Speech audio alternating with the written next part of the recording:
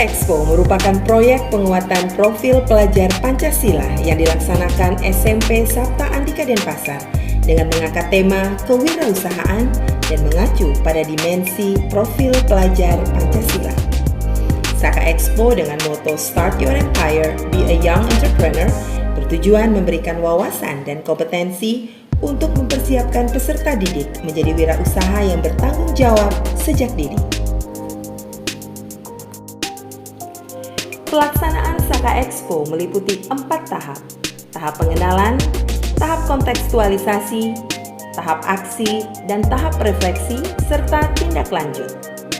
Tahapan dalam proyek Saka Expo disusun melalui konsep berpikir, yaitu eksplorasi, identifikasi, ideasi, visualisasi, evaluasi, dan persuasi.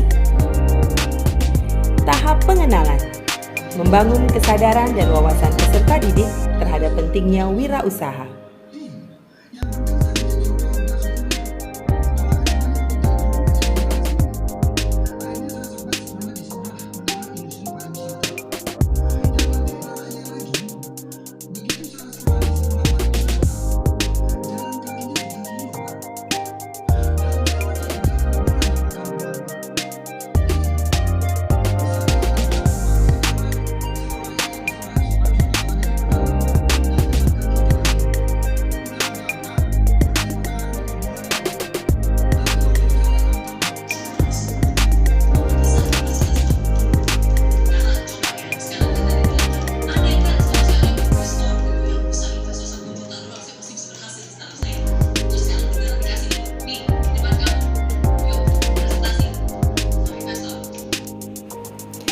Tahap kontekstualisasi mengkontekstualisasi peluang dan permasalahan dalam sebuah rencana usaha.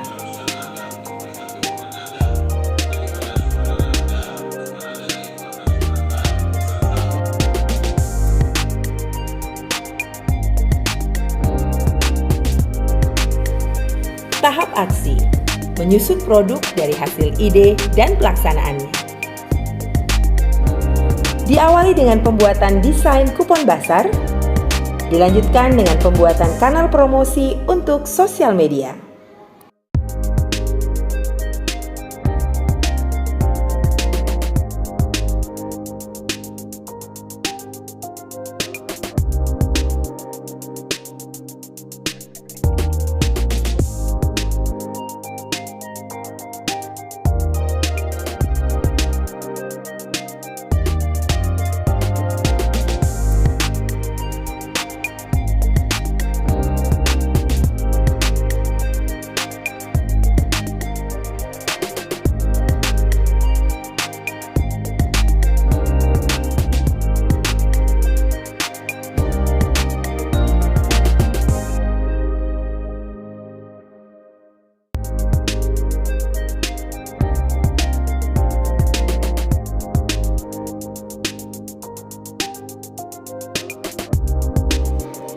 Pembuatan booth yang menarik dan merupakan hasil kreativitas peserta didik.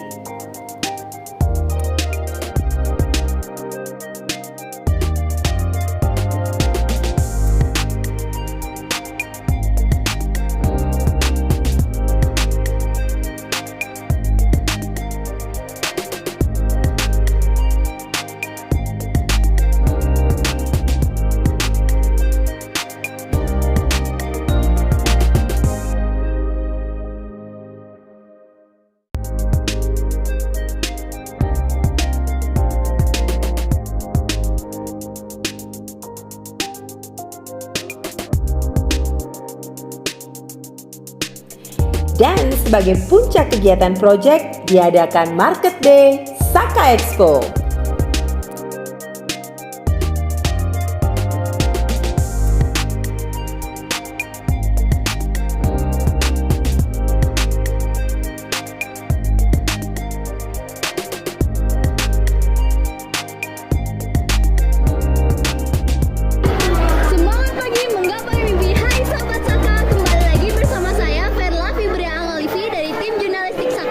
Nah, pada kesempatan kali ini SMP Sabta Andika mengadakan